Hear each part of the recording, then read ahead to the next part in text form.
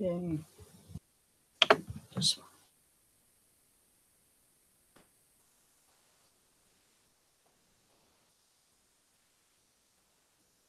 The truest love you will.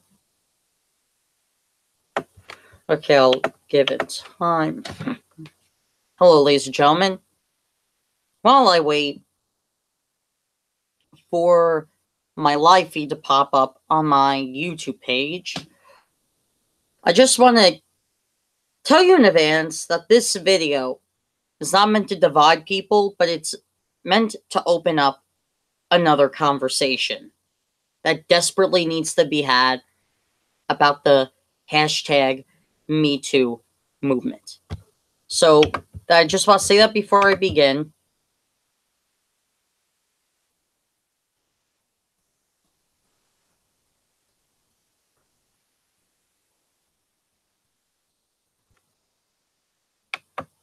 Okay, there's my link.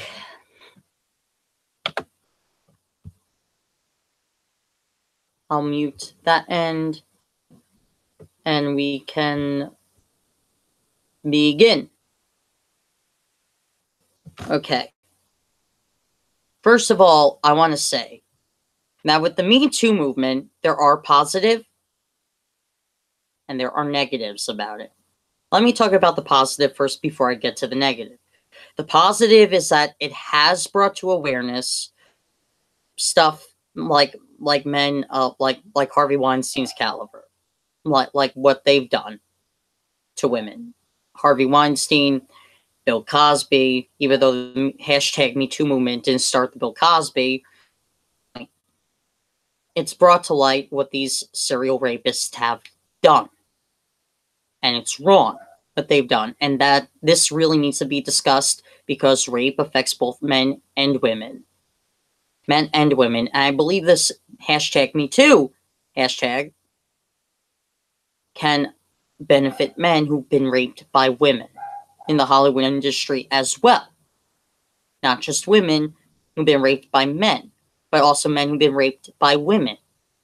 I really think that this hashtag can benefit both sexes. There's a positive to that, this movement.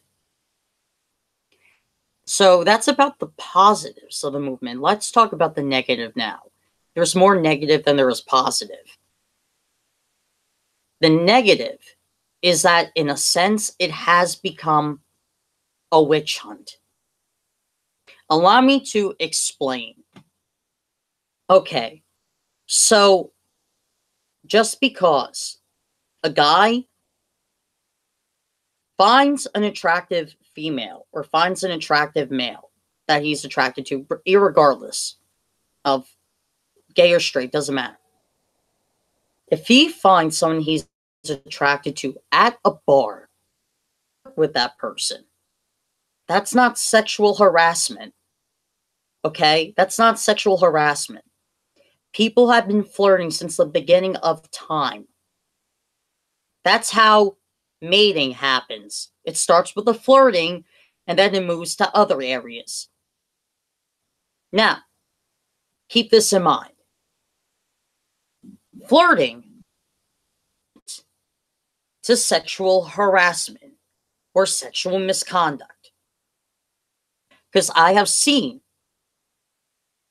tweets, I have seen Facebook statuses, I have even seen YouTube videos done by fourth wave feminists where they equated flirting to harassment and sexual misconduct, which makes no sense whatsoever. No sense whatsoever. First of all, flirting is flirting. There's nothing misconduct about it. Now, I get it. Some men and women have this weird way of flirting, have this goofball way of flirting that they think is funny but makes others feel uncomfortable. Instead of saying sexual harassment, just say, I'm sorry, you're making me feel uncomfortable. Just speak out and say, you're making me feel uncomfortable. Solves the problem. However, but when you do hashtag Me Too, some person flirted with me at a bar, you'll get everybody creating the snowball effect. then thinking that flirting is now sexual harassment or sexual misconduct. And you know what happens at that point? Guys that might find you attractive or someone else attractive, right? They won't even come up to you because they're too fucking afraid to already. That's part of this movement, hashtag whatever, being a massive witch hunt. A lot of guys are afraid to be guys. A lot of guys are afraid to be guys.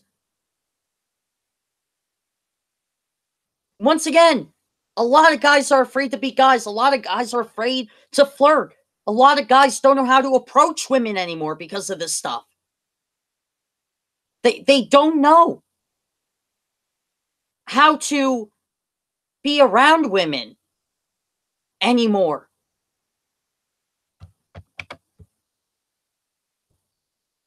And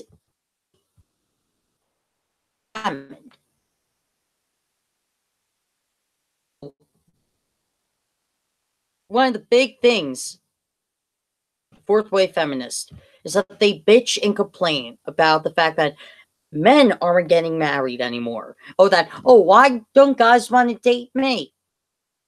Really? You're wondering that?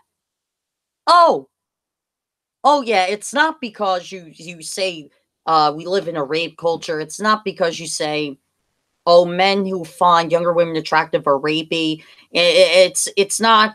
Oh yeah, it's not. When you say that, oh, guys flirting with you is sexual harassment. Oh yeah, it's none of that. It must be something else. They just might be secretly gay, right? No, of course it's all those three things. It's all those three things. It really is all those three things. See, here's my problem with the Me Too movement. Once again, there are positives to it, but there are a lot of negatives. And this is a massive part of the negative. It creates it creates a snowball effect of nonsense. It creates this blockade, and it creates a social blockade of what society finds now acceptable. Now, flirting isn't acceptable. What else isn't acceptable? Complimenting someone. Oh, nice dress. Hey, nice suit. People have literally tweeted hashtag me too. Someone commented on my style. Hashtag me too. And these people do it unironically. Now, once again,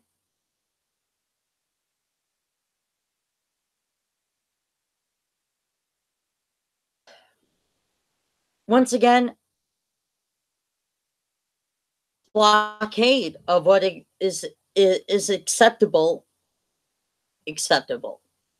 And when most things that we find acceptable, like flirting, compliments, and all that, once we find that stuff unacceptable, what will people, start doing at that point? Think about it. What will people start doing at that point?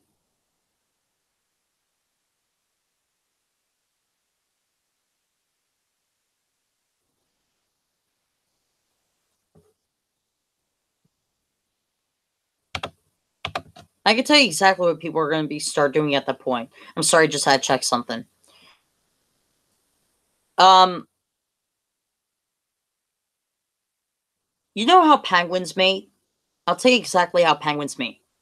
Every mating season, male penguins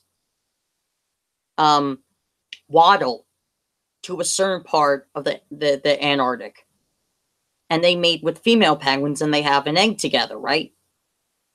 After they have that egg together, the female penguins, those who survive anyway, eat from the seas, and the male penguins keep the eggs warm. And then once the female penguins return, the male penguins then put the egg back with the female, and then the male penguins go to the sea if they survive, and they eat two. However, if the egg falls on the Antarctic ice, the egg dies. The egg dies, and then what happens? The parents split, and these penguins never see each other again. Why am I using the penguin analogy of how penguins mate? Falls into exactly what I'm talking about with this, with the negative side of the Me Too movement. At a certain point, that's how humans will start mating. Just randomly find someone to mate with, and then once the child is born, the child is on its own. There's no parents to watch the child, because men are inherently evil, right? And women are inherently victims, right? So therefore, then men would live with men, women would live with women, and infants would be left to fend for themselves. That's exactly what the human race will be coming to. And this is the danger of the Me Too movement. It really is the danger of the Me Too movement, because you're going to get guys who are just going to be used for mating, and that's it. I'll use another analogy here. Well, we might even become a Wicker Man society. If you ever seen the Nicolas Cage movie, you know what I'm talking about. The men work on the island, but they don't speak, but they're only meant for fucking.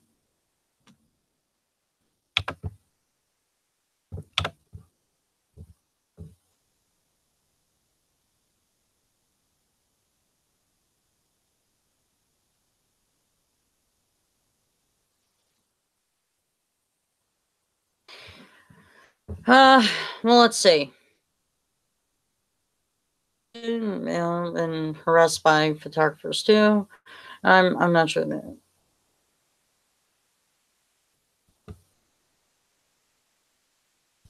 What about? Okay. To answer that question about the Aziz Ansari, I don't know how to pronounce the guy's last name. Look, first of all, with that was just bad communication on both ends. Okay. He didn't understand the social cues or the nonverbal cues that she was giving. And on the other hand, she didn't speak up and say, I don't want to do this. So, in that case, both are default. However, he should have known better. He should have known better. I'm not gonna let him off the hook. He should have known better. However, does that make him a rapist? No. That's the other thing. You know, everyone will in their lifetime have a bad date. Everyone in their lifetime will have a bad hookup. Everyone in their lifetime, God forbid, not anybody watching, but everybody in their lifetime will eventually have bad sex with someone. And with the society that we'll be going in, instead of having, regret having sex with someone the night before when it was bad, like people always had before, people will now equate bad sex with rape. That's exactly what's happening at college campuses. Yeah, there are college kids who consent to consensual sex, and then either the male or female, doesn't matter who, a part of the consenting party, but sometimes male and female will just say, sex was bad last night. You know what? That really felt more like rape than sex. You know what that creates then? False rape accusations. You can ruin someone's life with them. I mean, we all know this, right?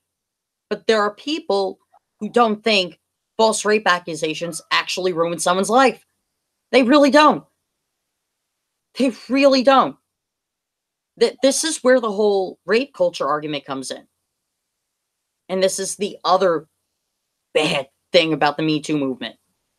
It gives in to this falsified idea that America has a rape culture movement. That this country has like a cackle of rapists in this country. Now, granted, every country has criminals, including rapists. So does America. However, what do we do in America? Do we tolerate rape? No.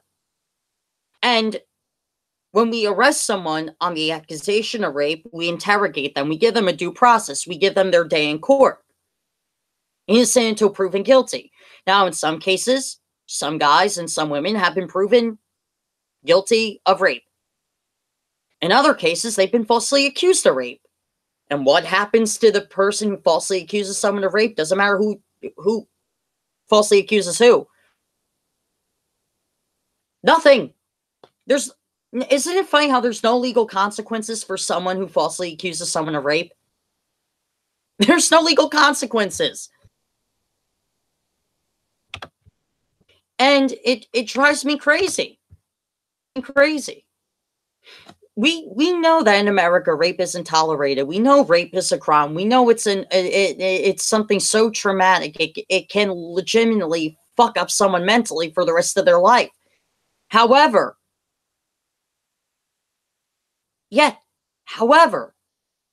just because someone had regretful sex or someone who had bad sex, that does not equate to rape. There's a difference between consenting sex that just didn't feel right compared to rape. We all know rape is the violation of another human being. We know rape is a crime. We know rapists want to harm people. When you're consenting with someone, you're promising them that you're not going to harm them. You're promising them that you're going to treat their body as a sacred temple while both of you are having sex. And it boggles my mind that people forget that we have due process in this country. I have seen, and I'm not talking center left liberals. I'm talking about far left liberals, like the extreme progressives. Like you have progressives and Democrats, and a lot of them I know who are on the center left. But then there are the communists. The communists, we all know them, right? The communists who say stuff like, "Oh, well, you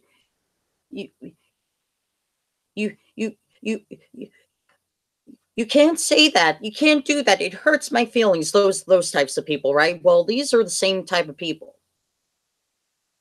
These are the same type of people who basically create this idea. And it drives me crazy that at the end of the day, that men have to be taught how to be feminist men. Huh. Really. Emasculating men.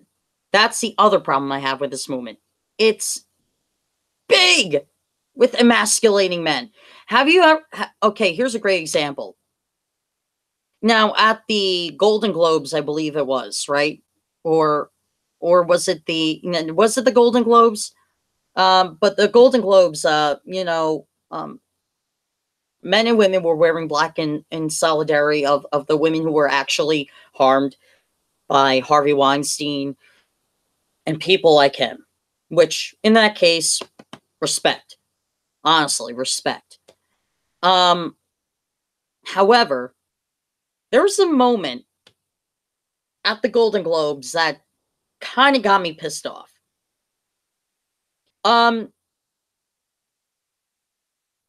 Chris Hemsworth came out with Natalie Portman, and did I get her name right? I think I did. So anyway, they're presenting for Best Director. Well, in this case, the directors just happened to be male. All four happened to be male. And well, instead of treating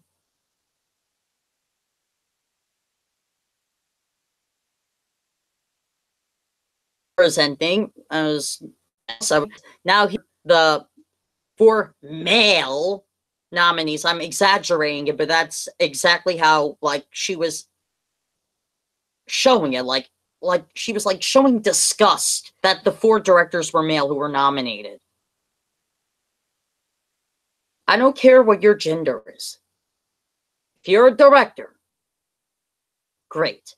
If you're an actor, costume designer, I don't give a shit what your role is in the making of the film or your character in the movie. Gender is, I don't care what your skin color is, blah blah blah. That those minute differences don't matter to me whatsoever. However, what bothers me the most is that when you have nominees who have talent, irregardless of gender, race, blah, blah, blah, to treat that with disgust instead of respect within the acting community, within your own community. It's just disconcerting to me. Personally, that's just disconcerting to me. Because that's like, I'll give you an example. What if there was an LGBT movie award show, and at this award show, let's just say the leading actors, just the leading actors, the best actors that, let's just say, in a drama, just happened to be four white biological males. And let's just say trans males were not chosen to be a part of this category. And this is a hypothetical situation. Now could you imagine a bisexual or a transgender person or a gay person or whoever part of the community and saying, here are the four cisgendered gay guys nominated? What would your reaction be? Like, oh, that was nice, or whoa, what the fuck? That would be my response. And that was my response when Natalie Portman said, here are the four male directors. It was like with a disgust. Look, Sofia Coppola was nominated back in the early 2000s for Lost in Translation. Did she get nominated because her last name is Coppola? No. She got nominated because she directed the movie well.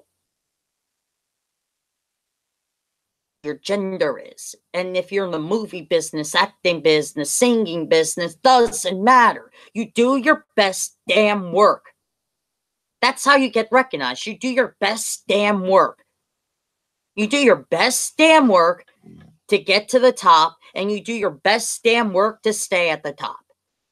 You shouldn't be complaining that you're not getting awards, because guess what? If you're in it just for the awards in itself, like the Oscars, the Tonys, the Golden Globes, whatever, wrong reason.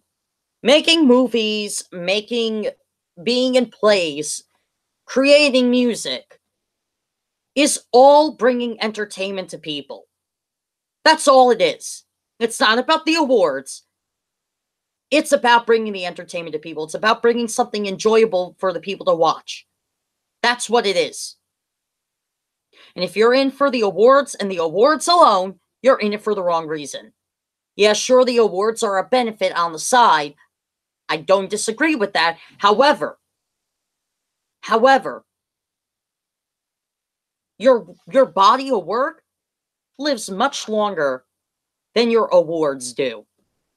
Your body of work is a thumbprint on the American Film Institute. It's the thumbprint in the World Film Institute. So I wouldn't be complaining that just because female directors were nominated, that oh my God, Hollywood is so sexist. No, it's just these 4 directors do a damn good job at what they do. I don't care that they're male. Even if they were female, that wouldn't matter to me. They do a damn good job at what they do. So that whole disgusting way of showing disrespect towards the people in your own community just because of their gender, and then yet complain about sexism, is really hypocritical to me.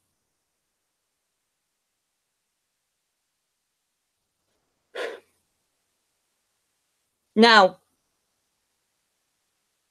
those are the negatives about the Me Too movement. It creates a snowball effect. It then it like says all men are inherently evil. Then it creates false accusations about men just because they're men. Or sometimes it might create false accusations about women because they're women. And all this shit ruins people's lives. It ruins people's lives. And it divides people on a massive level. Look, like I said at the beginning, there is a positive. This hashtag, this movement can be the voice of people who were sexually harassed, who were a victim of sexual misconduct. I get that. It could be a voice for them, and it could help them recovering from that type of thing. And in that sense, I'm with the Me Too movement, but at the same time, I'm very critical of it as well. And look, there was a certain film that got snubbed. This certain film is Wonder Woman. Now, I thoroughly enjoyed Wonder Woman. I thought it was a great film. I thought it was phenomenal. Really great story. Like brilliantly set in World War II, and the imagery, the acting, the whole cast and crew, the whole scenery, the costumes, the special effects, like the limited amount of CGI that was used in it. Like I thoroughly enjoyed Wonder Woman. I really do. It got snubbed. It didn't get recognized for anything at all, but am I mad? No, because there's another film that was better than Wonder Woman, and this is by world recognition better than Wonder Woman. And this is The Shape of Water, which got nominated for 13 Oscars. 13 Oscars. This is the first time in a long time a movie has been in almost in every single category and been almost nominated for almost every single award. Keep that in mind. 13 Oscar nominations. Gone with the Wind had 10. West Side Story had 10. Titanic had 10. Outbeats them by am I getting the math right? By 3 more. Beats them out by 3 more. 13 Oscar nominations. That deserves the utmost respect. You may not like the movie. You may not understand it. It may not be your cup of tea. But you got to admit, 13 Oscar nominations, it must be good. It must be good for it to be recognized that much. And also, look, I'm not upset about Wonder Woman not being nominated at the Oscars, but however, can we be honest why it might have got snubbed? It's a comic book movie. And we all know, rarely do comic book films and horror films ever get nominated. We know that they barely get nominated. We all know that they hardly ever get recognized. But does it matter? No. Why? Because they're cult pictures. We like them. They're our movies to enjoy and watch, while the mainstream audience may like The Shape of Water over Wonder Woman or Batman. However, we have the original Universal monsters. We have the original Batmans. We have the original Supermans. Now we have Wonder Woman. Batman versus Superman. You know, this is all movies that within the geek and nerd communities that really haven't had that much mainstream recognition, or that amount of Oscar nominations. Keep that in mind. No one is pretending to like them because everyone else likes them. We like them because it's within our community. We're films to enjoy. And look, like I said, congratulations to The Shape of Water, sweeping 13 Oscar nominations. And look, overall, because I know this was a little over the place towards the end, but the thing is, though, at the end of the day, this hashtag Me Too movement is a positive and a negative. I'm all for the Me Too movement, but I am not for me McCarthyism, to quote Bill Maher, because I think he has a point. Liberal Twitter lost its shit when Matt Damon said there's a difference between pat on the butt and raped. Both are bad actions, but one is worse than the other, right? And liberal Twitter lost their shit saying, no, it's not. Yeah, there is a difference. One is worse than the other. Rape is significantly much worse than being pat on the butt. Decisions to do without, both are bad decisions. However, one is worse than the other. So, at the end of the day, this Me Too movement, in a way, is really a witch hunt, and at the same time, and also is a voice for those who are actually victims of the stuff. So I do support it, at the same time, very critical of it. I do support it, but I'm very critical of it. I'm very skeptical about some of the things about this movement, some of the people who are a part of it. Anyway, hope you guys enjoyed. See you next time.